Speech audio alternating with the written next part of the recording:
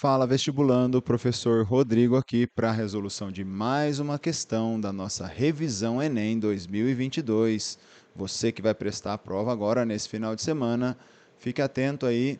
Nós preparamos uma revisão muito legal de todos os temas aí abordados na disciplina de física e aqui com 3 questões, 2 de eletricidade e uma de eletromagnetismo. Vamos para a resolução então logo após a vinheta. Questão número 14, então, galera, uma casa tem um cabo elétrico mal dimensionado de resistência igual a 10 ohms, que a conecta à rede elétrica de 120 volts. Nessa casa, 5 lâmpadas de resistência igual a 200 ohms estão conectadas ao mesmo circuito que uma televisão de resistência igual a 50 ohms, conforme ilustrado no esquema. A televisão funciona apenas com tensão entre 90 e 130 volts. A TV, então, é essa resistência de 50 ohms. Legal. O número máximo de lâmpadas que podem ser ligadas sem que a televisão pare de funcionar. Ok, a televisão então não pode parar de funcionar.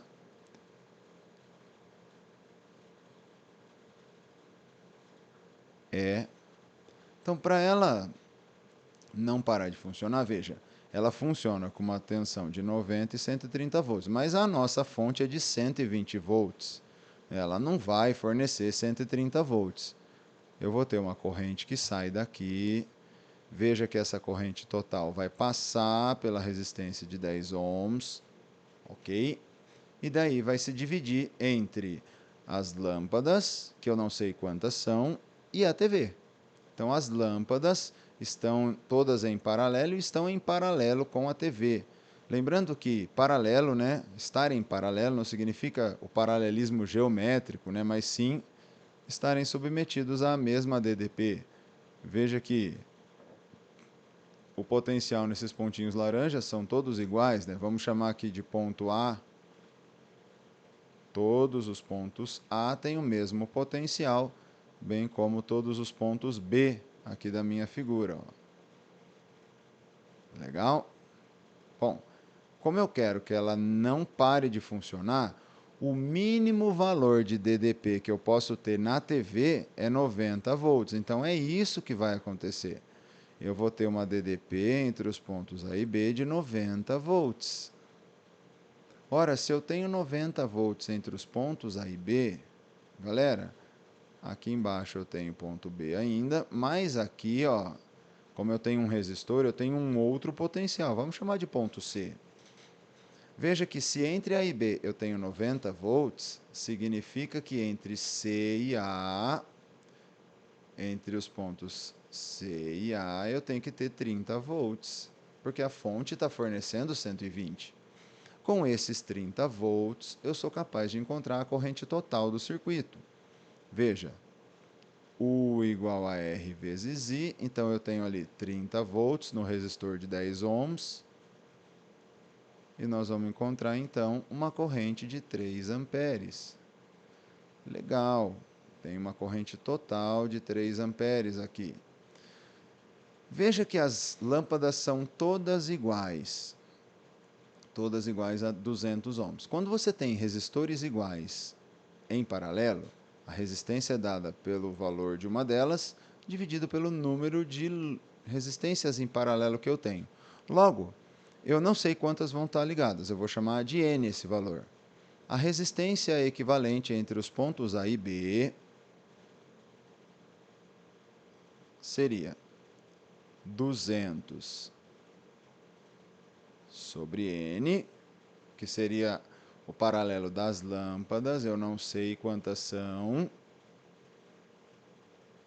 E eu tenho isso em paralelo com a TV, que é de 50 ohms. Então, vamos pegar aqui, isso daqui seria o 200 sobre N, ok? Esse em azul. Isso fica em paralelo com a TV. Quando eu tenho dois resistores em paralelo, nós fazemos produto pela soma. Então, 200 sobre N vezes 50 dividido por 200 sobre N mais 50. Essa é a resistência equivalente entre os pontos A e B. Professor, para que você está fazendo isso? Porque agora eu vou fazer o seguinte. A DDP entre os pontos A e B vai ser essa resistência entre os pontos A e B vezes a corrente. Acontece que a DDP entre os pontos A e B vale 90.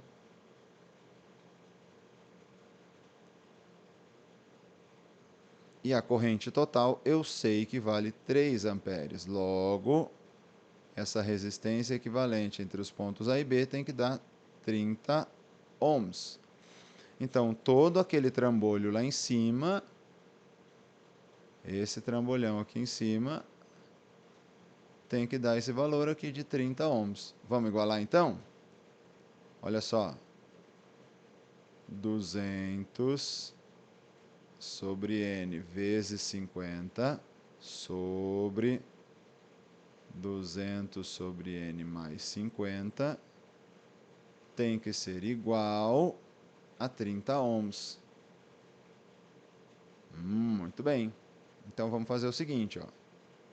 Eu vou passar esse 200 sobre N mais 50 para o outro lado e vou passar o 30 dividindo. Ó. 200 vezes... Aliás, vamos simplificar aqui, né? Um zerinho daqui com um zerinho daqui, eu posso simplificar. Vou passar para lá, então, ó, vai ficar 200 vezes 5 sobre N igual. Passo para lá, vai ficar 3 vezes 200, 600 N, mais 3 vezes 50, 150. E lá, então nós vamos ter aqui, ó, 1000 sobre N, passo 600 para cá, menos 600 sobre N, isso é igual a 150. Isso aqui vai me dar 400 sobre N igual a 150. E N vai me dar, então, 400 sobre 150. 400 dividido por 150 vai dar 2, alguma coisa. Então, 2, alguma coisa. Vamos ver aqui, ó. 400 dividido por 150, nós temos um valor de 2,67. Mas não tem como você ligar 2,67 lâmpadas. Então eu posso ligar no máximo 2 lâmpadas, porque 3 ultrapassa esse valor. Então eu tenho aqui a resposta letra B. Beleza, galera? É isso aí. Bom, fizemos uma questão aí de eletricidade. Vamos para a próxima questão de eletricidade que eu preparei. É essa questão 15 aí. Muitos smartphones e tablets não precisam mais de teclas, uma vez que todos os comandos podem ser dados ao se pressionar a própria tela. Inicialmente, essa tecnologia foi proporcionada por meio das telas resistivas, formadas basicamente por 2 camadas de material condutor transparente que não se encostam até que alguém as pressione, modificando a resistência total do circuito de acordo com o ponto onde ocorre o toque. A imagem é uma simplificação do circuito formado pelas placas, em que A e B representam pontos onde o circuito pode ser fechado por meio do toque. Qual é a resistência equivalente no circuito provocada por um toque que fecha o circuito no ponto A? Veja, se eu vou fechar o circuito no ponto A, né, eu vou pressionar isso daqui, nós vamos ter um circuito como esse da minha figura. Ó. Eu fechei. Esse resistor que está entre A e B aqui, galera, eu posso simplesmente desconsiderar porque ele está em aberto aqui. E a resistência equivalente total seria essas duas resistências em paralelo. Quando elas são iguais, basta você pegar o valor de uma delas e dividir por quantas em paralelo a gente tem. Nós temos duas em paralelo, então é 4 sobre 2. Nós temos aqui 2 kΩ. E esses 2 kΩ ficarão em série com esses 4. Logo, a resistência equivalente dessa associação, quando a gente pressiona ali o ponto A, vai ser 2 kΩ lá de cima, mais esse 4 kΩ aqui de baixo. Nós vamos ter, então, 6 kΩ. Alternativa C. Note que aqui, ó, da bateria sairia uma corrente que chegaria aqui, ela se dividiria metade para cada lado aqui, né? E ela se uniria novamente naquele nó, passando por inteiro aqui, ó. Então, quer dizer, duas em paralelo em série com essa aqui, com essa resistência de 4 kΩ. 2 mais 4, 6, letra C. Legal, galera? Tranquilo? E a nossa questão, então, de eletromagnetismo. O espectrômetro de massa de tempo de voo é um dispositivo utilizado para medir a massa de íons. Nele, um íon de carga elétrica Q é lançado em uma região de campo magnético constante B, descrevendo uma trajetória helicoidal conforme a figura. Essa trajetória é formada pela composição de um movimento circular uniforme no plano YZ e uma translação ao longo do eixo X. A vantagem desse dispositivo é que a velocidade angular do movimento helicoidal do íon é independente de sua velocidade inicial. O dispositivo então mede o tempo de voo para n voltas do íon. Logo, com base nos valores Q, B, N e T, pode-se determinar a massa do íon. Quanto equivale então a massa do íon medido por esse dispositivo? Veja bem, quando a partícula penetra nessa região aí de campo magnético, ela vai descrever então uma trajetória circular nesse plano YZ, porque a força magnética que age nessa partícula, ela é uma resultante centrípeta, né? Uma força magnética que vai ser uma força resultante centrípeta. E a força magnética, vamos lembrar, QVB seno de θ. Mas a velocidade é perpendicular ao campo, né? No momento do lançamento ali, essa componente da velocidade aí, né? Na verdade, a velocidade ela é oblíqua, mas quando você faz a decomposição da velocidade, você tem a componente aí que vai ser perpendicular ao campo magnético. Então seria QVB igual massa vezes aceleração centrípeta, m, e aceleração centrípeta v ao quadrado dividido pelo raio. Ok. A massa, então, que é o que ele quer, seria QVB vezes R dividido por V quadrado. E nós temos uma massa, então, que seria QBR sobre V.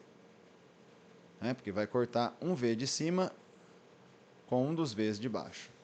Seria lindo se tivesse essa resposta, né? Mas não tem. Ele relaciona aqui, ó, N é o número de voltas e T é o tempo gasto, né? Vamos pensar o seguinte, cada volta, essa velocidade aqui, ó, eu posso dizer que é ΔS por ΔT. Vamos pensar, N voltas, cada volta é 2π vezes o raio, então eu teria N voltas, ΔS total, N vezes 2π vezes R sobre o tempo. Então, essa velocidade que aparece aqui, ó, eu vou substituir. Nossa, eu dei maior volta, né? Ê, lasqueira. Aqui, né, ó.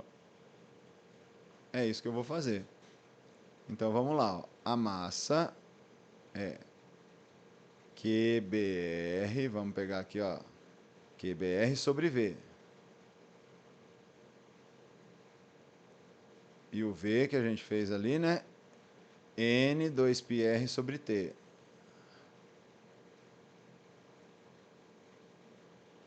Vamos substituir então, vai ficar assim, ó, M é igual QBR sobre N 2πr sobre T.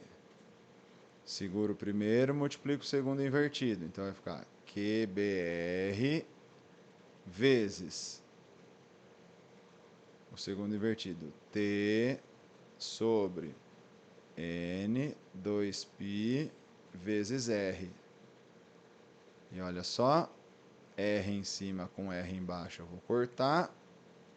E finalmente chegamos que a massa vai ser QBT sobre 2π N.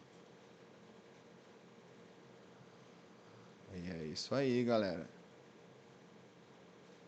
QBT sobre 2π N. Que letra que deu?